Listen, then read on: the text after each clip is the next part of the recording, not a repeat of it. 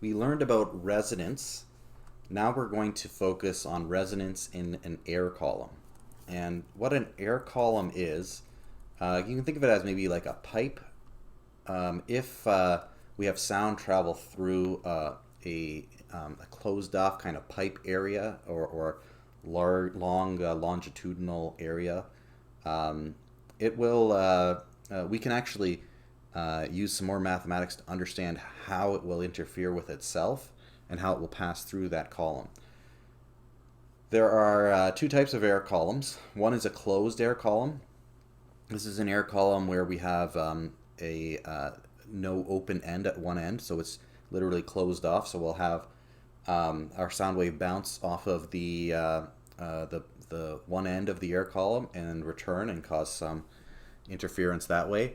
And we also have an open air column, which would be where the sound waves would kind of bounce off the sides of the air column and pass through that air column itself. So as you saw when we studied standing waves, when a series of transverse waves were sent down a rope to a fixed end, the wave was reflected back and interfered with the incident waves. And we had nodes formed and we had antinodes formed. So this is the same concept we're going to see with air columns. So when longitudinal sound waves are emitted by a tuning fork or some other type of vibration, they'll travel down a closed air column.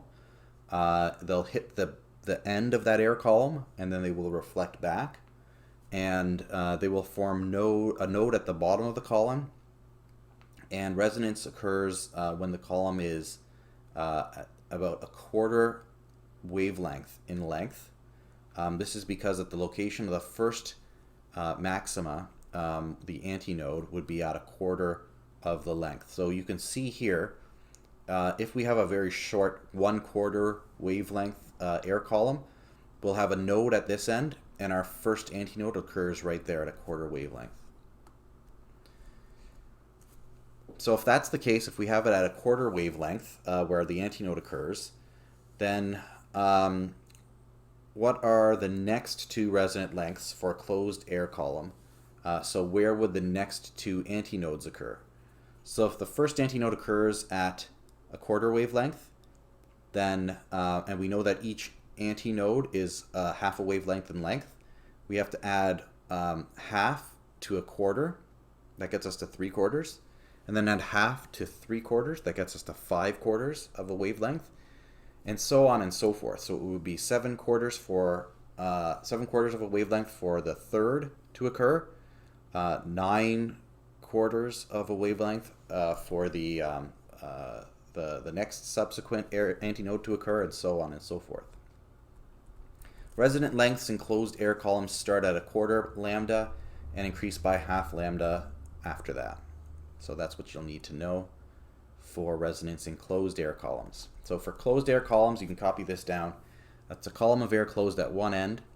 The first resonant length is a quarter of the wavelength, and lengths increase by a half wavelength after this. So the pattern we have is quarter wavelength, 3/4 wavelength, 5/4 wavelength, 7/4 wavelength, 9/4 wavelength, and so on and so forth.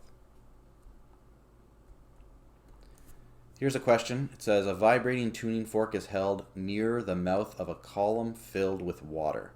The water level is lowered and the first loud sound is heard when the air column is 9 centimeters long.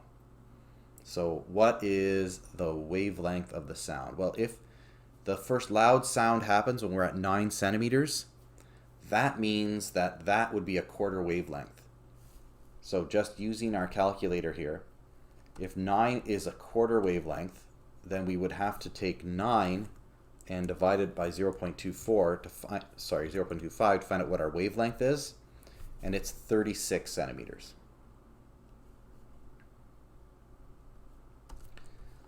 Part B of this question says, the length of the air column for the second resonance. So if the first one occurs at 9, and we need to find out when the next occurs. The next is going to occur at 3/4 of a wavelength. So remember, we had 9. We divided it by 0.25 to find out what our wavelength is. And the next one would occur at 3/4 of a wavelength. So we multiply this by 3, divide by 4, and we have 27 centimeters. That's where our second resonant or period of resonance would occur. Question number 3, it says the first resonant length of a closed air column occurs when the length is 16 centimeters. What is the wavelength of the sound? So if the first one occurs at 16 centimeters, we take 16 and we divide it by 0.245. We divide it by 1/4 and we get 64 centimeters. That's our first, that's our wavelength because our first one occurs at 16, which is 1/4 wavelength. If the frequency of the source is 512 hertz, what is the speed of the sound? So we have a 64 centimeter wavelength. We'll need to convert that into meters, 0.64. If you remember, V equals lambda times F. So this is our lambda. We multiply it by our F, which is 512. And we have a speed of, after rounding for 2 significant digits, 330 meters per second.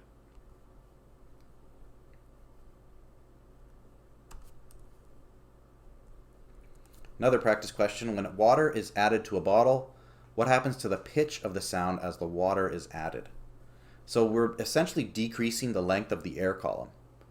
So if we're decreasing the length of the air column, the frequency is increasing in that case.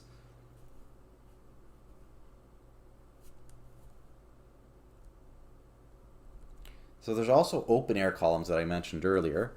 An open air column is when we have kind of the tube but not the closed end. And in this case, resonance occurs at every half lambda. And if we had this open air column, the first would occur at a half lambda, the second would occur at a full lambda, then 1.5 lambda, 2 lambda, and so on.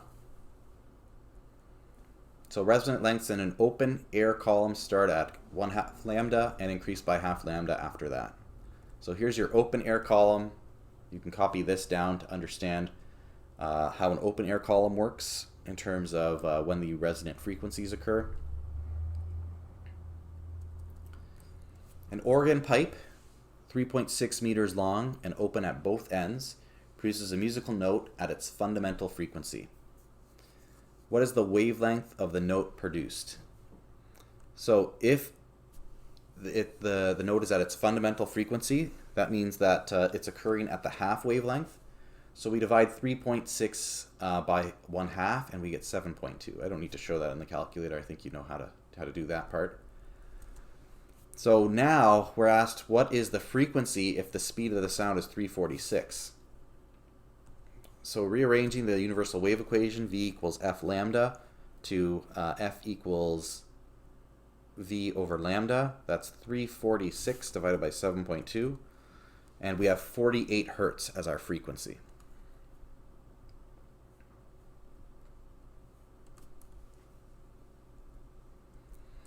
So for this here, where we have an open air column that's 60 centimeters long and a speed of sound that's 344 meters per second, note that there's 3 significant digits for this. We have to calculate the frequency of the forks that will cause resonance at the first the first length. So in this case, the first resonant length, the frequency would have to be, let's see, we have F equals V over lambda, but note that we're going to have to do 60 or half of 60 as our lambda, lambda there. So let's rewrite this as 344 over 0.60 times 0.5, and that will get us to 344 divided by 0.6 times 0.5. That gets us to 287 hertz. So that's our solution there. Let's check the next part of the question and see what it says. So the third resonant length, in this case, we can now just increase that. If we know our first resonant length, and it increases by a half each time, then let's turn on our calculator here. So our first resonant length, we increase this, so this is a half, so we increase it 3 times, and we get to 860 for our solution for the next part.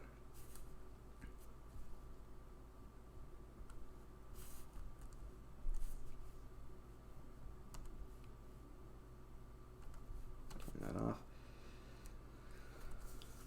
A musical note originates from a source that vibrates in a uniform pattern with one or more constant frequencies, and the waveform is constant. Noise originates from a source that vibrates in a non-uniform manner. The waveform looks erratic in its frequency and amplitude. In addition, the loudness and pitch of a note is determined by the amplitude and frequency of the waveform produced. So here's a musical note, nice clean waveform, and noise with a not a very clean waveform. So you can write this down and copy down what a musical note looks like and what noise would look like.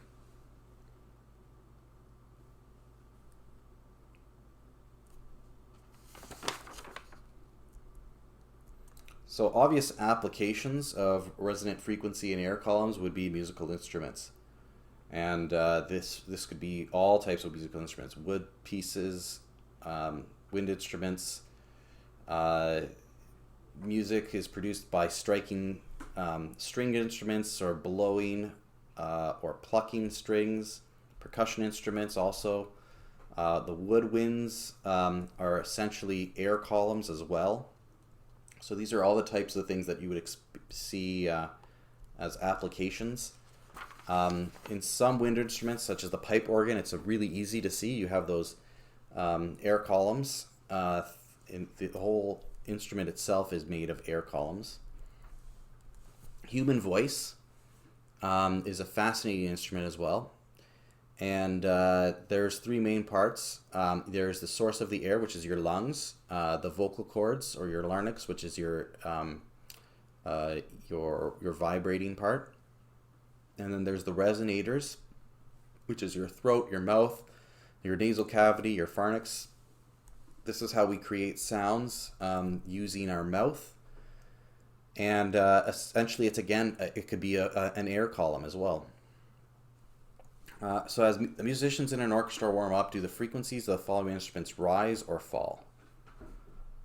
So for wind instruments, they would rise as your temperature increases, so you would have velocity increases, and your wavelength would be constant, so your frequency would increase. For string instruments, as you warm up, the frequencies would fall, because as your T increases, the strings become looser and longer, so your frequency would decrease.